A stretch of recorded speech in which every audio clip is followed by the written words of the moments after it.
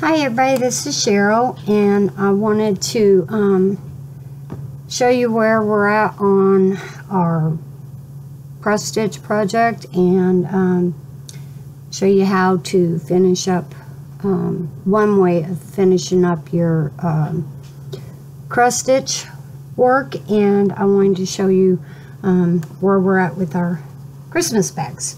Now I made them two different ways because, like I told you, I wasn't happy with the way the bags were put together in the pattern I had, so I had to find my own way. And I done it two ways. This is the first way, and this is the way I decided to go. This is the bag. There's the back and the front. And of course it has the drawstring, so when you close it up you have a closed up bag. The other way, it did turn out cute. I just didn't like how it felt. I didn't like how it turned out as well as I did this one. It would also have a drawstring. Draws up the same as that bag. It actually looks kind of the same, but it actually came out a little bit smaller. So I just didn't care for that as much. One thing about these bags is that you can make them any size you want. You can make them just with just this part here and make them a very small bag, or you could actually make them bigger. You could also put more designs on it, you know, whatever you wanted to do with them to make them any size you wanted. But this is the size I had chose to do, and this is the main part of it, but later on I'll be adding other things to them to decorate them a little more, bows or, you know, whatever. Now, once you finish your design, and this is what it looks like when you finish it and you take it out of your embroidery hoop. Now at this point, all you have is your Aida cloth, and you want to get rid of these marks that's caused by your hoops. You also want to set the color in on your floss so that you won't have anything, if they do get wet or if you do wash them, they won't bleed. And the best way I found is if you take your project when you finish it and you take it and you spray it with water, and you don't want to soak it, but you don't want it damp. You want it just wet, and then iron it. And not only will that get these creases out, but it also will set, not completely of course, but it will set the color so that you won't have as much bleeding, especially from your dark colors like the red. And then once you have that pressed, it will come out flat like this. And you know, wetting your Aida cloth and ironing it actually makes it a little softer, a little more pliable than when you first start. Now, once you get it ironed, you want to let it dry before you go on to the next step. The iron will do most of the drying, but you do want it completely dry. Now your next step is you want to have a piece of cloth. Now this Aida cloth is, you can see through it, and if you have a gift in there, it's possible to see what it is. I mean, not, you know, not in detail, but it could show through, and you may not want that. So you want to do something to not only give it more coverage, but also to set your stitches. Now, for these bags, the next step that you want to do is you want to take a piece of cloth, and I just used basic white cloth, just regular cotton. You put the wrong sides together and line it up at the top. Okay, so you're lining up your Aida cloth and you're lining up your fabric, and you want to cut. You want to try to cut your fabric as close to the same size as your Aida cloth, but you want to have extra and that's to make the casing for your drawstring. If you don't have the extra on there, you're not going to be able to make your casing, or you're going to shorten yourself on the top of the bag. So you put them together like this, and I hand sewed all of these bags. Now you can sew these on a machine, but I hand sewed all these bags. And basically what I did was I just simply hand sewed with a back stitch across, and I used the holes as a guide, you know, to keep my stitches even. And I just hand sewed a little ways from the top all across this top, and that actually forms this. It just, you know, attaches your fabric to your Aida cloth, so you have, you know, it's attached. And then you flip it over, and when you flip it over with the right side out, you line up the bottom.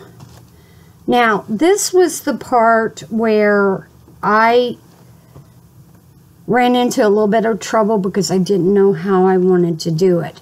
And can you go over my in that mending bag and get that fusible packaging? And I needed fusing that would attach these two together. Now there's a variety of fusings that you can get. In my area, I was limited on what I could do for fusing, and so my daughter got this. This is Wonder Under.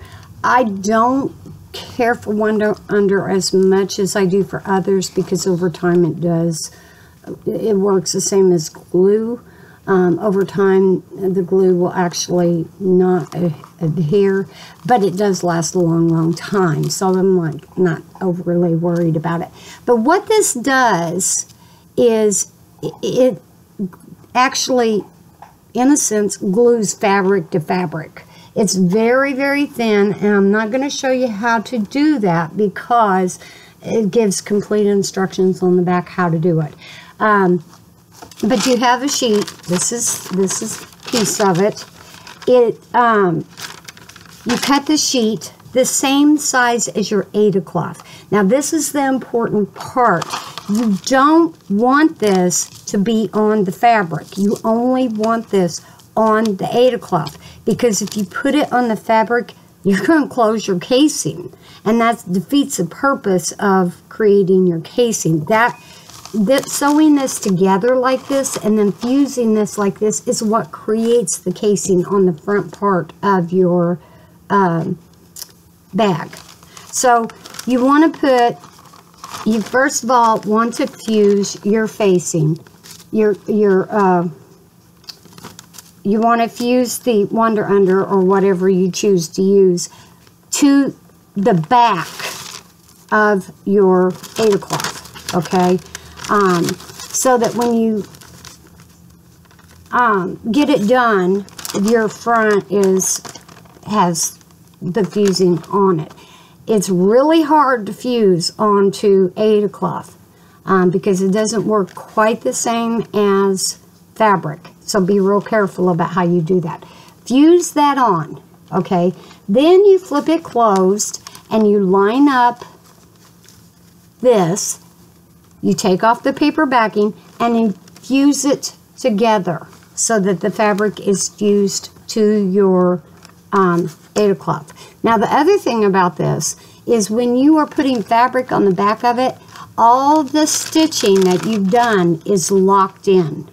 And no matter what you put in this bag, it's not going to mess with the stitching. It's not going to pull stitches out or anything like that. So you're locking in your stitches as well as fusing the fabric to it to make that a little thicker, okay? So you fuse that. Then I took the backing and I wanted the back of the bag to be a little stronger too. So again, I cut pieces that were a little bit longer, and I fused with the same stuff. I fused a piece of fabric to the backing fabric, okay? And I fuse those together. At that point, you come out with pieces like this. Here's the front, it's fused together, and you have your open casing to put your drawstring in. And here's the back, okay? This would be what the back would look like. So then you want to form a facing or a casing for the back. So what I did was I took my fabric, the backing, and I lined it up at the bottom, okay? The back and the front, I put them together like this. And then I folded down this part to match where it was for the top, okay? And then I put a crease in there. So you see the crease there. All right. That's when you get to that point, then you want to sew this closed. You want to sew across here. Now again, I hand stitched all these bags. I did not use a machine on any of these. You can use a machine, but you just want to go kind of close to the edge and just close this up. If you don't, you're not going to have a casing that's going to be open. So you want to make sure to sew that closed. Okay? So then you put these two pieces, the back and the front, together. Okay? And you just simply sew around here to form your bag. Now, make sure that when you're sewing this, you don't sew your casing closed. You actually want to start below your casing, and you want to sew close to the edge. Make sure you're catching that Aida cloth in there, okay? And sew close to the edge all on these three sides, okay? And then you want to sew your casing together, but making sure that you leave it open so you have the open casing, okay? So that's where I'm at with this one. Is I'm actually finished. I've got these two and this one to finish sewing together. I just used very small stitches all the way around these three sides, and then when I get the three sides sewn together, then I will sew the insides here, right here. I'll sew these two together. So it'd be the front of the backing and the front of the front together, okay? And that will form your casing. And then you just simply turn it inside out and you're done. This bag was the angel that I was going to show you.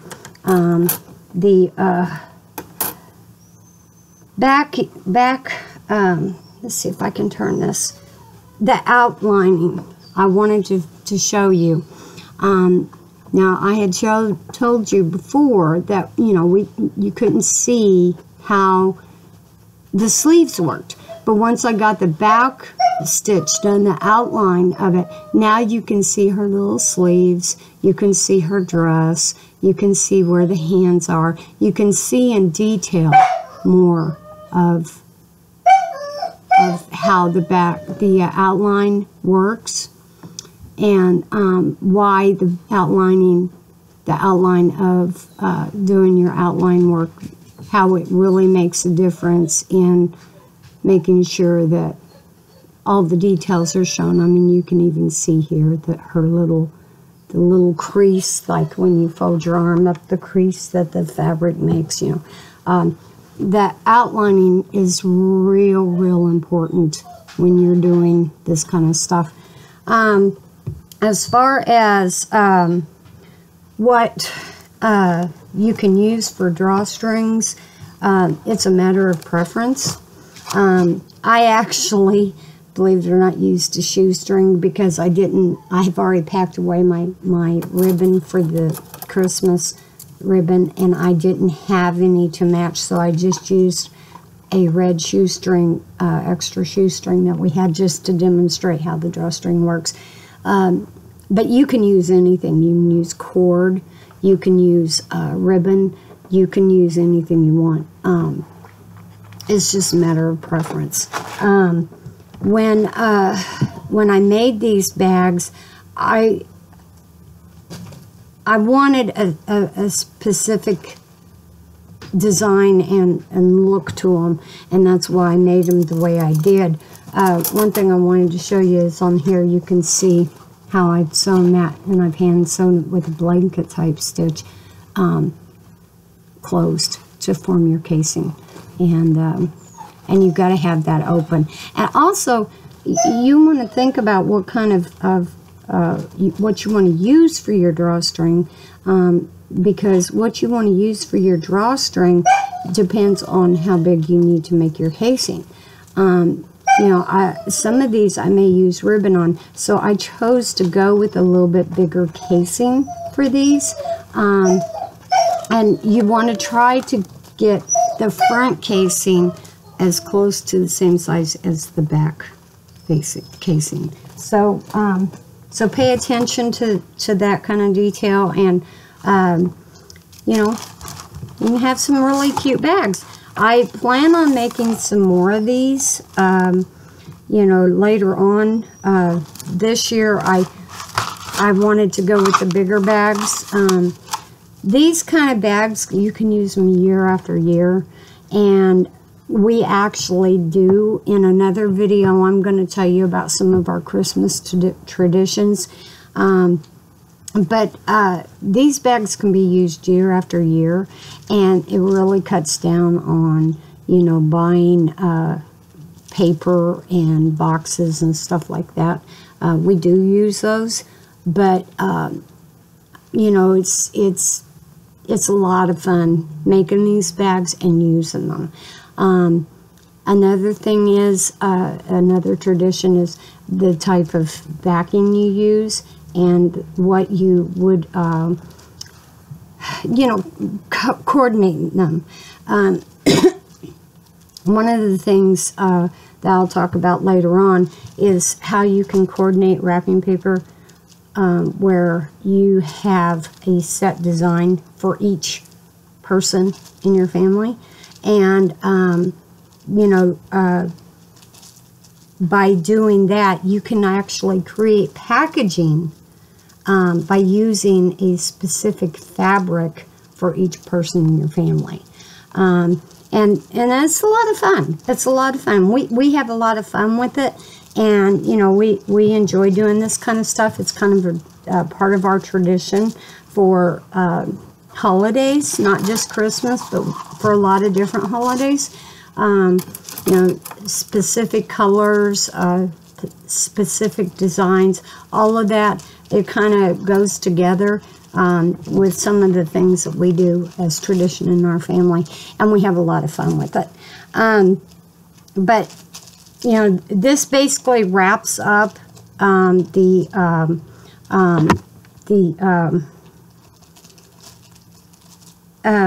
project for the cross stitching. There is one more video I am going to do for you. That video is for on kits, and show you how to mount cross stitch in a picture frame. I'm not quite done with that yet, so when I do get that done, I'll do that video. And I'll pretty much wrap it up for the cross stitch. If you have any questions, or if I was not clear on any part of this, please, please, please comment, and I will make sure to answer those comments. I will make sure to specify how to do something so it's a little clearer. But without comments, I don't know where I'm lacking in my instruction. So if I am lacking in anything, please, please comment and let me know. As soon as I finish up with this project I'm working on with the framed cross stitch picture, I think I am going to move into crochet. I was going to do embroidery, but I kind of had a little bit of request from a couple of people that they would like to learn crochet. So I'm thinking I might go that way. I also have a couple of gifts I need to get made, like kind of quickly. So I think I'm going to go with the crochet. I will go back to embroidery, and we'll see how it goes from there. All right, well, you all have a nice day, and talk to you soon.